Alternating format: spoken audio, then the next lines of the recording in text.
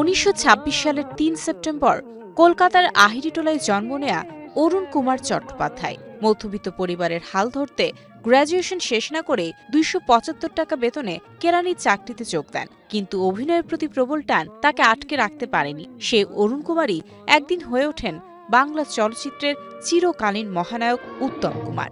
আমি চেয়ে চেয়ে দেখি সারাদিন, আজ ওই চোখে সাগরের আমি তাই কি গান গাই কি বুঝি মনে মনে হয়ে গেল। তার প্রথম অভিনীত চলচ্চিত্র মায়াডোর শেষ পর্যন্ত মুক্তিই পায়নি, তাই দর্শকের সামনে তার প্রথম মুক্তিপ্রাপ্ত চলচ্চিত্র দৃষ্টিদান। শুরুতে বারবার ব্যর্থ হলেও তিনি থেমে যাননি। বসু পরিবার তাকে পরিচিতি এনে দেয়, আর ১৯৫৩ সালের ৭৪ বদলে দেয় বাংলা চলচ্চিত্রের ইতিহাস। জন্ম নেয় পর্দার সবচেয়ে জনপ্রিয় জুটি উত্তম কুমার ও সুচিত্রা সেন। তোমার সন্ধানী চোখ ভরা যে সন্দেহে।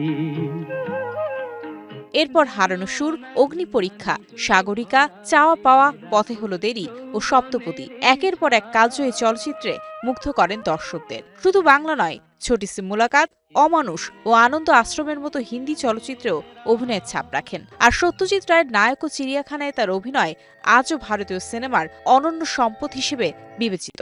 আমি যে জলসাগরে নিশি ফুরালে কেহ। অভিনয়ের পাশাপাশি প্রযোজনা ও পরিচালনাতেও ছিলেন সফল। অ্যান্টনি ফিরিঙ্গি ও চিড়িয়াখানায় অভিনয়ের জন্য তিনি জাতীয় চলচ্চিত্র পুরস্কারে সেরা অভিনেতার সম্মান পান। আন্তর্জাতিক অঙ্গনেও বাংলা চলচ্চিত্রের প্রতিনিধিত্ব করেছেন গর্বের সঙ্গে।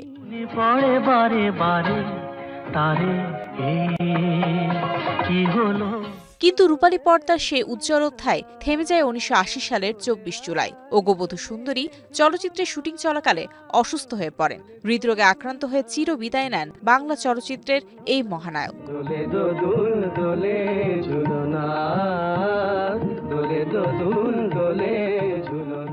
প্রায় ৩ দশকের অভিনয় জীবনে তিনি শুধু অসংখ্য সিনেমায় উপহার দেননি, গড়ে তুলেছিলেন এক স্বতন্ত্র অভিনয় ধারা।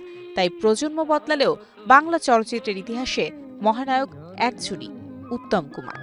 আমি তাই কি গান গাই কি বুঝি মনে মনে হয়ে গেল। Mario Sen, star entertainment.